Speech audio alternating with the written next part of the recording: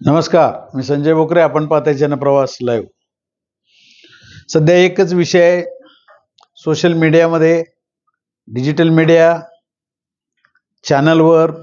एकनाथ शिंदे शिवसेनेमध्ये, उद्धव सेना, त्यांचे खासदार, त्यांचे आमदार, त्यांचे नगरसेवक सगळे कसे फुटून जाणार, हाच विषय, त्याच्यावरच विश्लेषण करायचं आहे. सगळ्यात महत्त्वाची बातमी एवढीच आहे की अमित शहांचा डाव यशस्वी झाला का? यापूर्वी आपण बघत आलोय काय काय घडतंय, कसे छोटे छोटे घटक पक्ष असतील ते सगळे संपवायचे. हे भारतीय जनता पक्षाचा डाव होता. आणि आता भाजपचा काहीच संबंध नाही असं भारतीय जनता पक्ष दाखवतोय की आता ते शिवसेना, एकनाथ शिंदे आणि उद्धव यांच्या वादात आमचा काहीच संबंध आहे. बावनकुळेंचं पण आपण स्टेटमेंट बघितलं. पण भारतीय जनता पक्षाचेच हे डाव आहेत, हे काही लपून राहिलेलं नाही. आणि का करू नये? राजकारण आहे.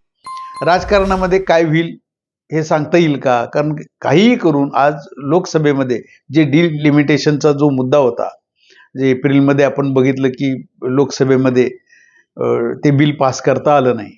आणि मग ते काहीही करून 2029ला आपण कसं पुन्हा सत्तेत यायचं, हा प्लॅन आत्तापासूनच भारतीय जनता पक्ष करते. आणि घटक पक्ष हे बऱ्यापैकी संपलेले पाहिजेत असं त्यांचं एकंदर, ते राष्ट्रीय अध्यक्ष नड्डा असताना त्यांचं स्टेटमेंट आपण बघितलं.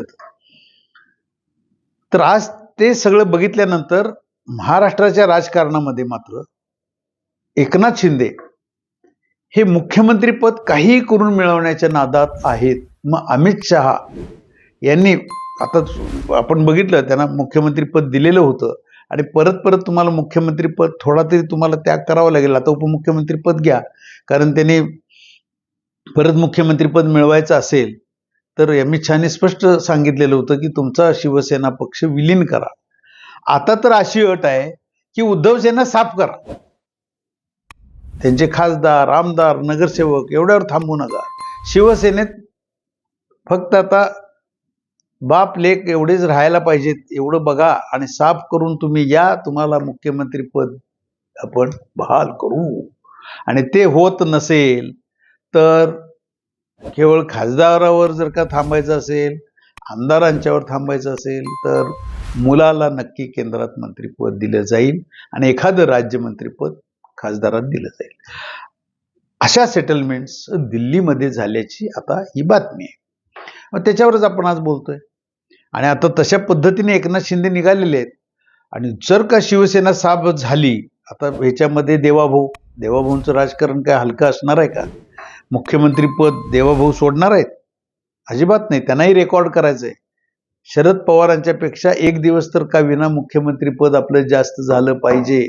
जसं आज नेहरूंच्या कारकिर्दीपेक्षा मोदींची कारकीर्द जशी जास्त झाली, तसं मला शरद पवारांच्या पेक्षा कारकीर्द माझी जास्त झाली पाहिजे, हे देवाभाऊनी मनाशी ठरवलेलं असल्यामुळं नक्कीच आता लगेच तर काय हे होणार नाही आहे. आणि उद्धव सेना एवढ्या लगेच साफ होईल अशी अवस्था तर अजिबात नाही आहे. कारण नगरसेवक 65 आहेत, ते 65च्या 65 नगरसेवक येतीलच का याची खात्री नाही. आमदारांच्यात सुद्धा काही लगेच सगळे आमदार यांच्याकडे येतील. आज 20 आमदार आहेत. नक्कीच आहे की बाबा आमदारांची काही खासदारांची बाबा कामं होत नाहीत तर आपल्याला सत्तेमध्ये गेलं पाहिजे, ही मतं आहेत, नक्की आहे ते. परंतु सगळेजणच निष्ठा सोडून जातील अशी अवस्था नाही. आपण संजय राऊतांची पण प्रेस बघतोय आपण, ते सुद्धा आता काही आरोप करतायत, कसा घोडेबाजार चाललाय ते सांगतायत आणि ते आपण सगळेजण ऐकतोय. 50 खोकी 15 खोकी दिली आता आणि 50 खोकी द्यायची, म्हणजे हे कोटी, खोकी म्हणजे कोटीची भाषा आहे. तर हे ऐकतोय आपण. आता हे आरोप प्रत्यारोप चालू आहेत. पण सगळ्यात महत्वाचं, अमित शहा हे धूर्त राजकारण त्यांचं लक्षात आलं की पक्ष शिवसेना हा पूर्ण संपवायचा. आता ह्याच्यामध्ये देवाभाऊंचा काय रोल आला, तर देवाभाऊ हे पूर्ण लक्ष ठेवून आहेत. केंद्रात त्यांना वेलकम आत्ता आहेच, परंतु लगेच ते मुख्यमंत्री पद सोडतील अशातली अवस्था नाही.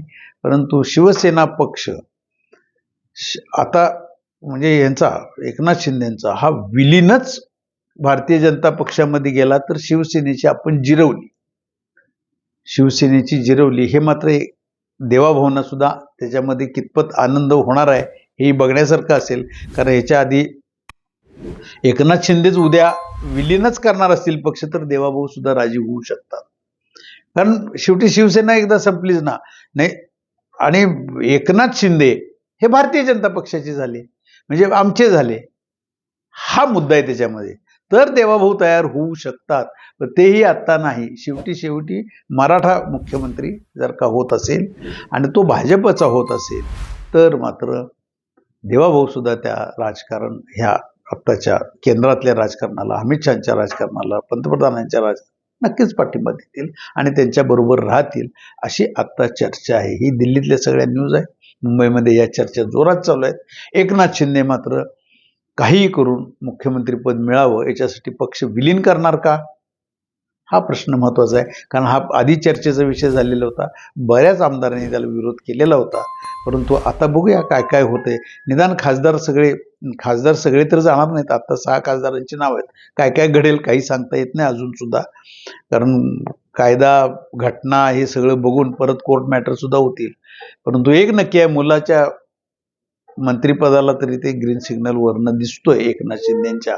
श्रीकांत शिंदे एक मंत्री होतील आणि एखादा मंत्री राज्यमंत्री सुद्धा होऊ शकतो अशी आता चर्चा आहे. आज इथंच थांबू, उद्या पुढच्या भागात.